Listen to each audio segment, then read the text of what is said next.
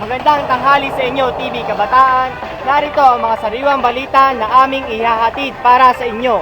Tutukan natin si Crisanta Paharit na mag-interview sa mga mamamayang Pilipino kung nakakatulong ba ang teknolohiya sa ating pansarili. At abangan ang pag-uulat ni Patrick tungkol sa Wildlife Center. Narito si Aileen Gonzalez, Ray Robin Tirambolo, ang nag-iisang TV Kabataan. Magandang tanghali sa inyo, TV Kabataan.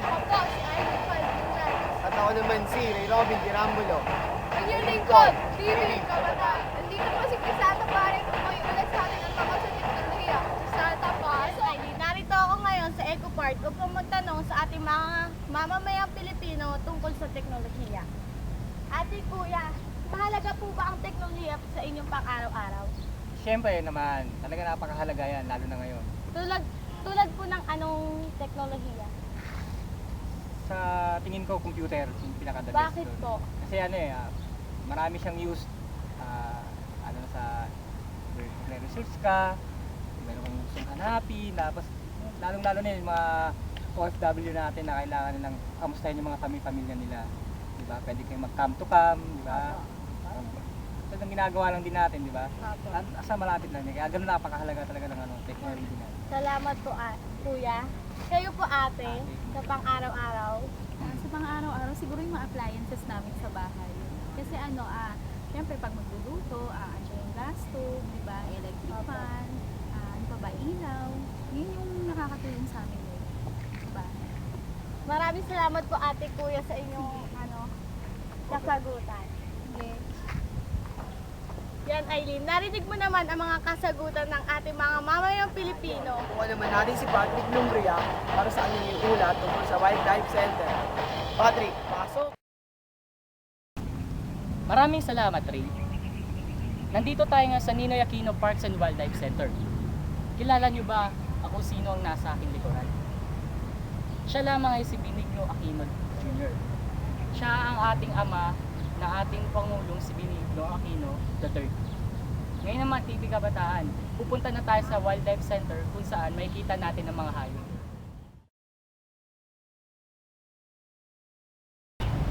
Ngayon naman, mag-i-interview tayo ng mga nanonood dito sa wildlife. Ngayon ate, tatanong ko na, konting katanungan lang. Gaano po kahalaga yung inyong yung mga hayop sa kagubatan sa ating bansa?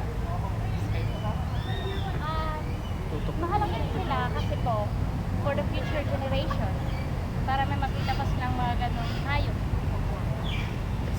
Salamat po. Ikaw naman po kuya, ano po ang inyong masasabi sa kahalagahan po ng mga hayop sa mga kagubatan natin? Siyempre, mas mahalaga siya sa kagubatan, di ba? Siya yung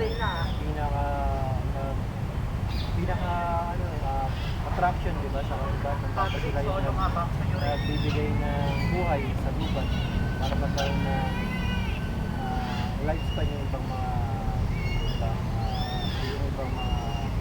for example, yung mga hayop, predation. Maraming salamat. Okay, back to you. Si Aba na magbibigay informasyon tungkol sa kalikasan. Aba, pasok.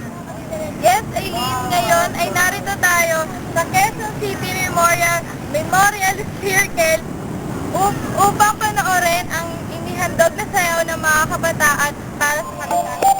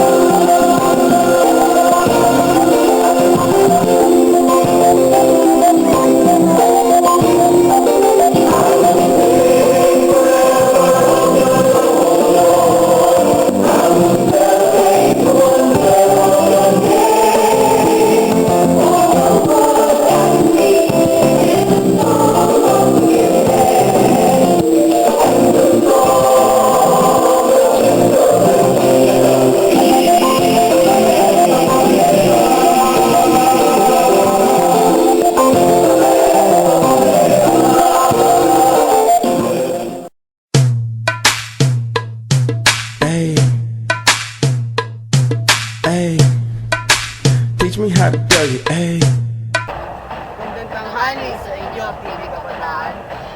Po, ang ihilig ko ay magpapalagay. Ako naman si Ray Robin, J.T. Rambulo. Nagulat. Take 3, take Magandang tanghali sa inyo. ulit.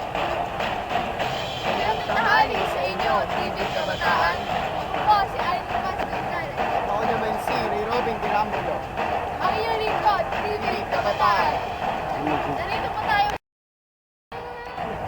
Magandang Magandang umaga. tanghali. Ay, Narito ako ngayon sa Eco Park upang magtanong ng...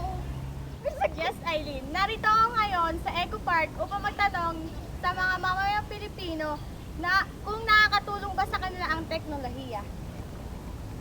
Ate, kuya, nakakatulong pa ba sa inyo ang teknolohiya sa pang-araw-araw? Sa anong paraan po?